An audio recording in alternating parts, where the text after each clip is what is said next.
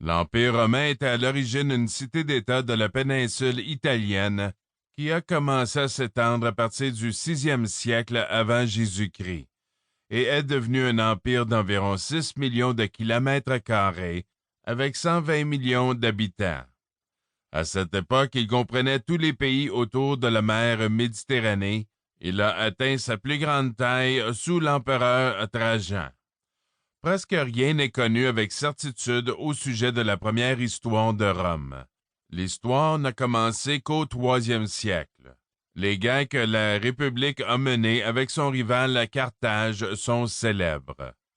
Le premier empereur était de 27 avant Jésus-Christ à 14 après. Constantin le Grand a été le premier empereur à se convertir au christianisme.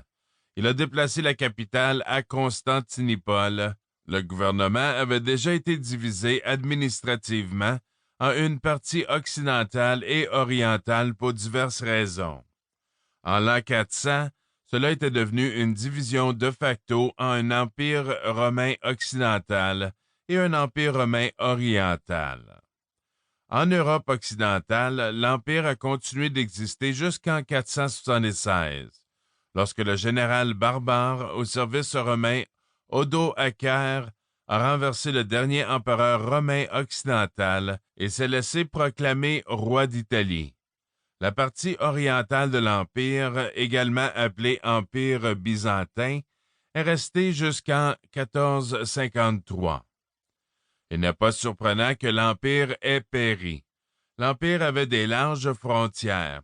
Et à long terme, il ne pouvait être effectivement défendu contre les invasions extérieures. Néanmoins, la question des causes de la chute de l'Empire romain est restée une question classique au sein de l'historiographie.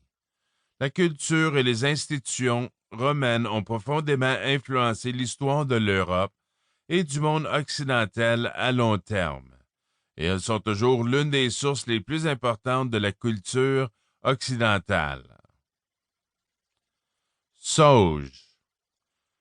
Selon la légende, Rome a été fondée en 753 avant Jésus-Christ, le 21 avril.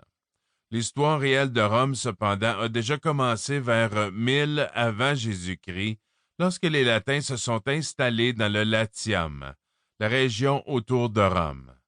À cette époque, les Latins étaient dirigés par le légendaire roi Latinus. Cela est conforme avec la légende selon laquelle le héros troyen Énée lui demande soutien lorsqu'il atteint l'île de Palladium. Pensez au Palatin, l'une des 7 collines de Rome. Son fils Ascanius a fondé la ville d'Alba Longa, qui deviendrait initialement la ville latine la plus importante. Après la mort d'Ascane, sa postérité a régné sur Alba Longa pendant 14 générations.